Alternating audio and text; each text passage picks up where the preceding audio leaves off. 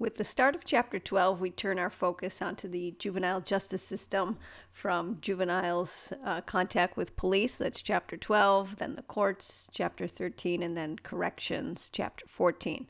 In Chapter 12, we will identify the historical events that have shaped juvenile policing in America today, discuss the key roles and responsibilities of the police in responding to juvenile offenders, explore the legal aspects of police work and how they apply to juveniles. Some of these we already touched on in the previous chapter involving delinquency in schools. We'll review what police discretion is and its use and factors that influence it. And lastly, we will identify the major policing strategies to prevent delinquency. Let's start with the history of juvenile policing. The origins of police can be traced back to England.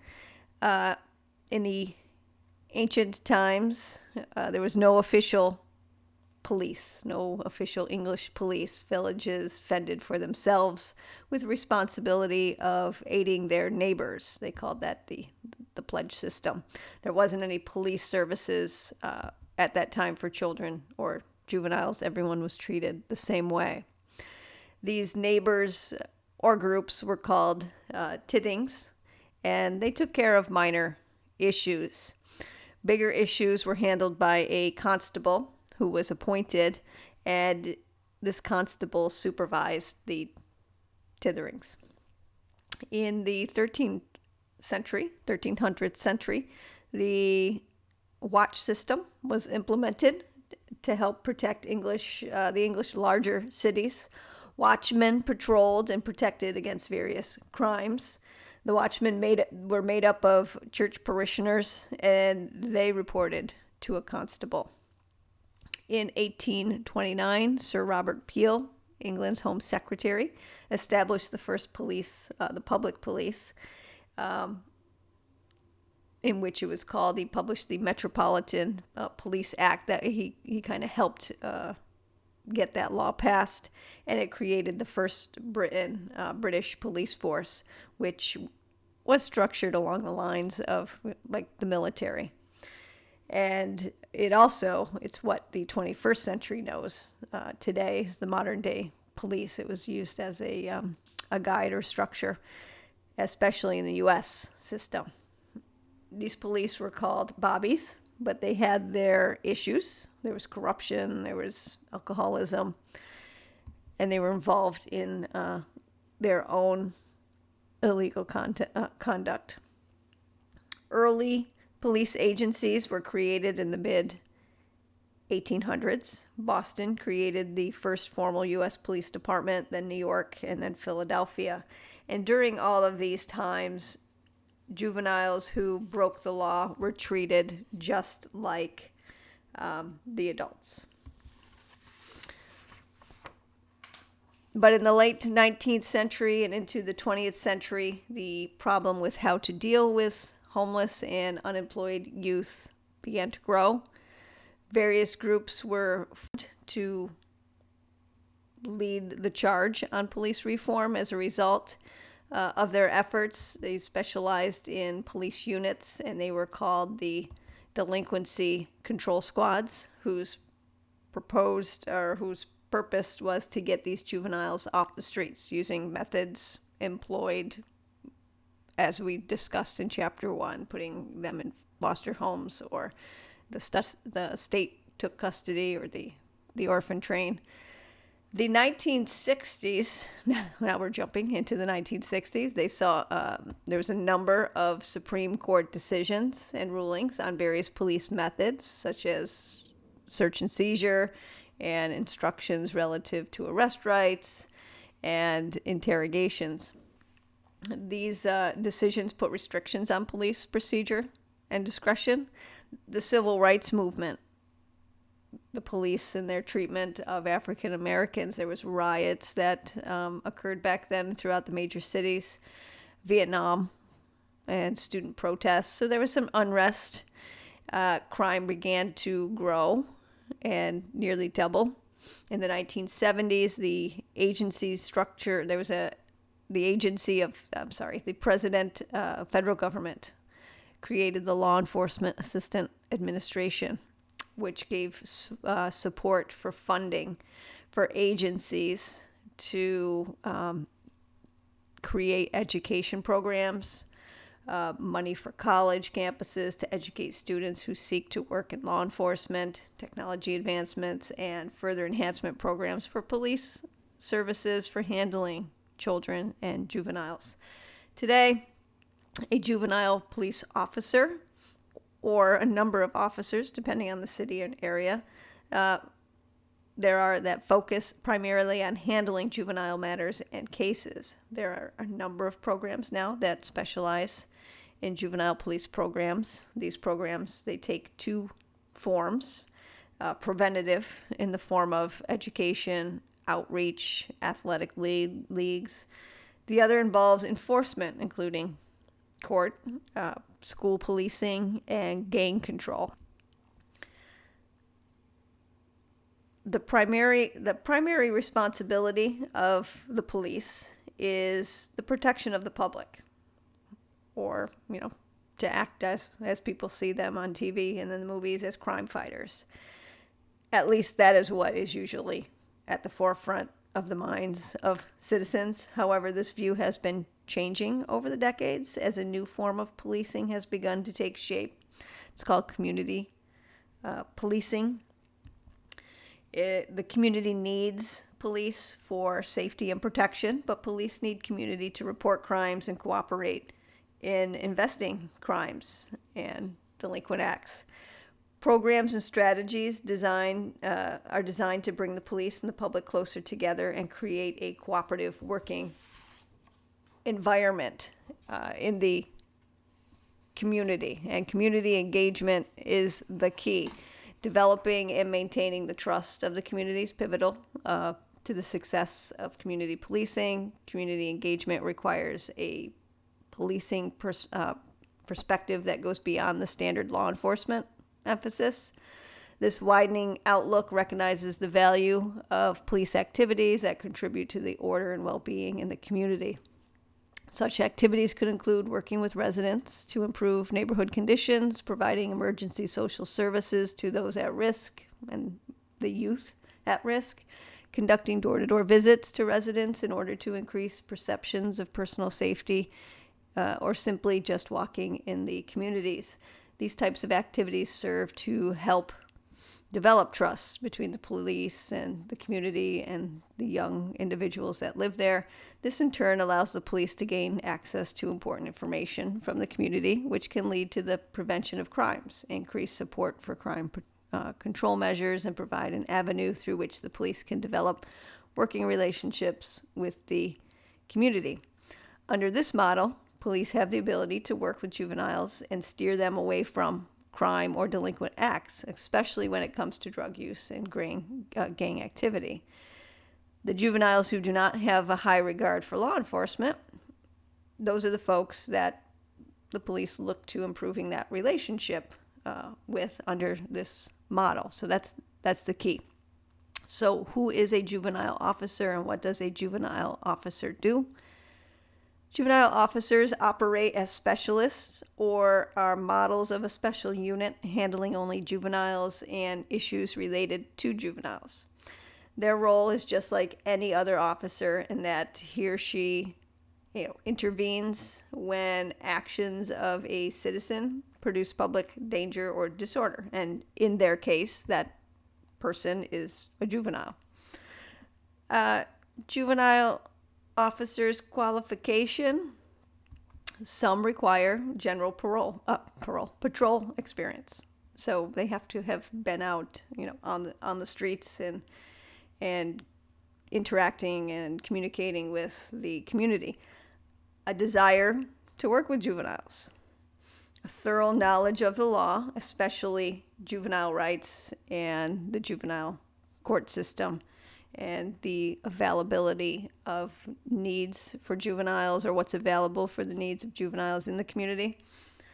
Some undergo special training so as to know how to handle aggressive or potentially aggressive juveniles so things do not escalate. Not surprising, sometimes conflicts can arise when police are dealing with juveniles. The primary duty of their conflict stems from their primary duty of law enforcement versus their desire to rehabilitate youth.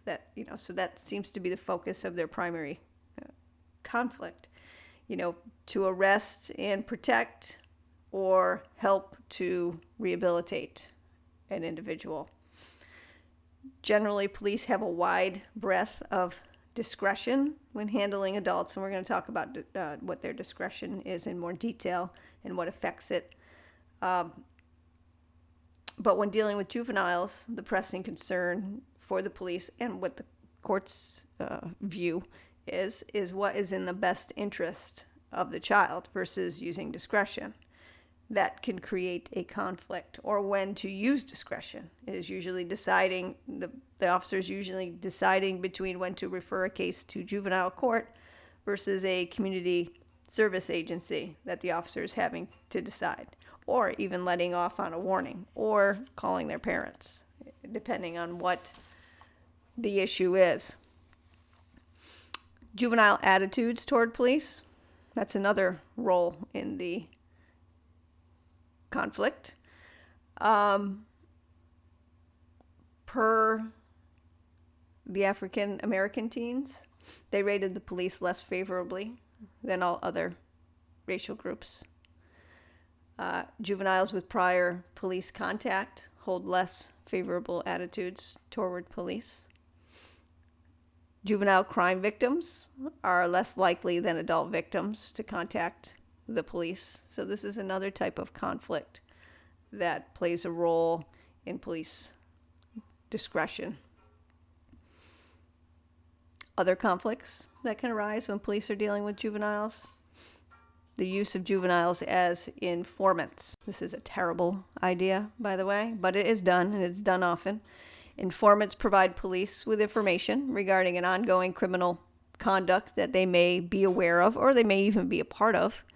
And their involvement is usually done after the juvenile has been caught for doing some criminal or delinquent act, and the cop is using it as leverage.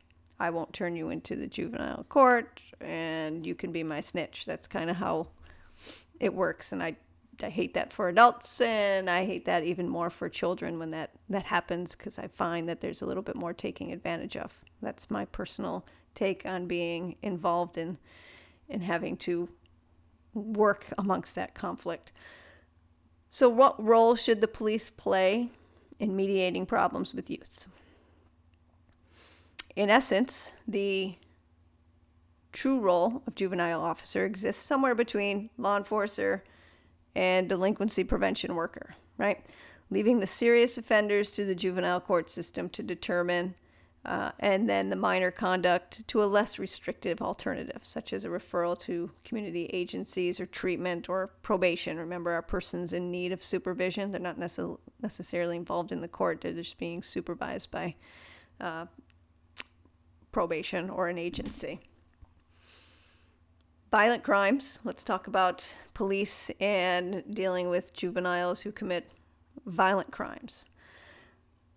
Violent crimes include homicide, rape, robbery, aggravated assault. Aggravated assault would be an example of striking somebody with a weapon, and kidnapping. A violent juvenile offender is one that has been adjudicated, meaning they have gone through the court process and there was some penalty at the end. Not convicted. We use convicted for adults. Adjudicated is the version for juvenile. And they've been adjudicated for such one of those crimes. Juveniles account for 11% of all violent crime arrests. Police have been experimenting with various methods of violent juvenile crime control, including direct patrols of hotspots.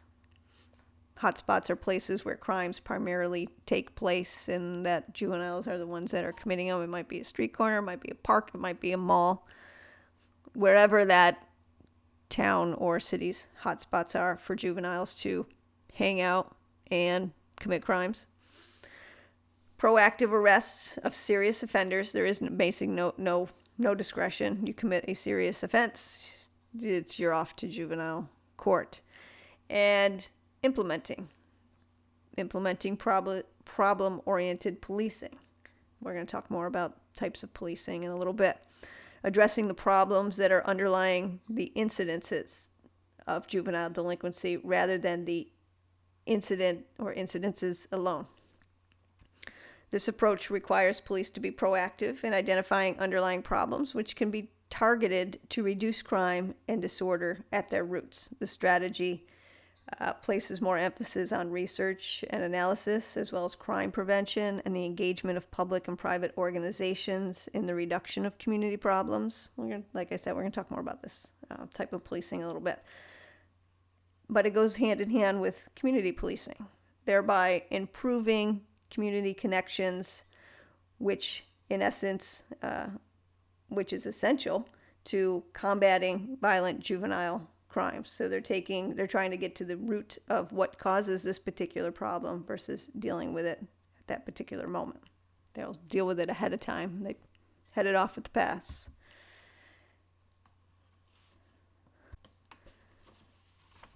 So police responses to juvenile crime. In the more recent years, police are referring more cases to courts to handle.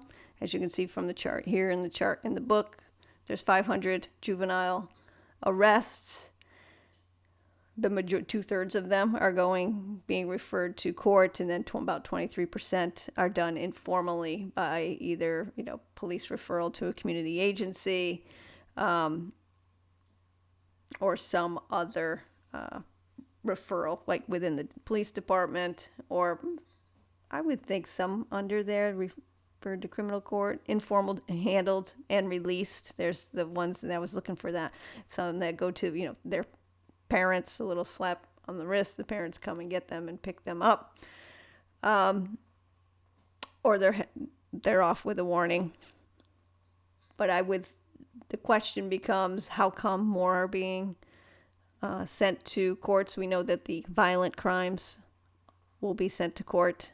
I think that's pretty standard based on the crime offenses, homicide and rape and robbery, aggravated assault. But also, courts have a lot more resources than just to refer. If the courts the cops just made a referral to a community agency, there's a lot more underneath the court umbrella that a juvenile can participate in. Also, the courts have a hammer. If you don't do these things, I can do these other things to you, like put you in a juvenile detention. So there's also the consequence of not doing what you're supposed to do. So that finishes our history of the police. Now we're going to turn to the procedure and the rule of law that police must follow when handling juveniles.